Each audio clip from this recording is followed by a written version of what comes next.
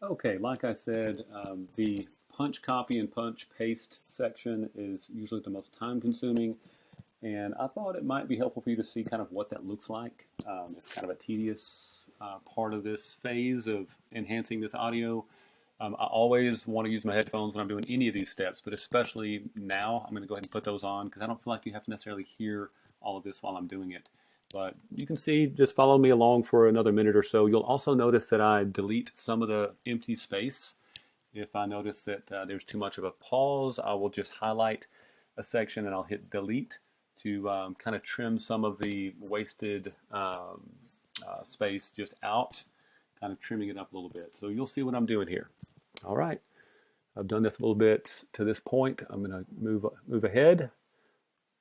Listen to this. Okay, I'll go ahead and take that out. And I've been doing this a while, so I don't always have to listen to make sure that I'm not messing up an enunciation.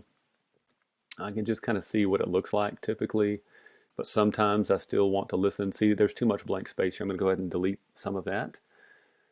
But like this looks like it would be an enunciation, this little word. Let's see here. Books. Yeah, see, it was books. So, but the rest of this is just noise. Same thing here. Clean some of that up. But this is what it looks like. So don't think I might be doing this wrong because of how long it's taking or what it looks like in practice. You can kind of see what it looks like here. Subject.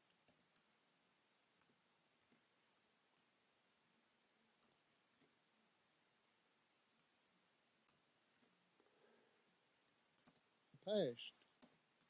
See, that was a enunciation there. I don't want to get rid of that. I want to keep that. But I'm going to delete some of this extra space.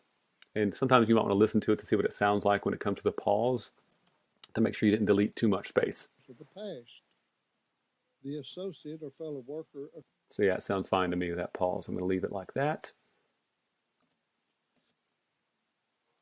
Site. So some of that I'm going to keep, not all of it. I'll go back here and listen to this.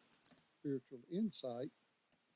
So the insight wasn't enunciated like I really would like for it to be. That T is not very loud, but over here it was. Past.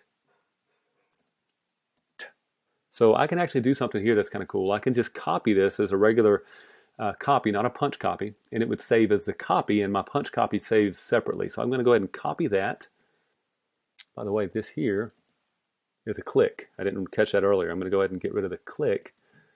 But let me zoom in so you can see what I'm doing. I just took this as the T, that noise. I'm going to just do a regular copy. That's, for me, Command C. It could be Control C for you.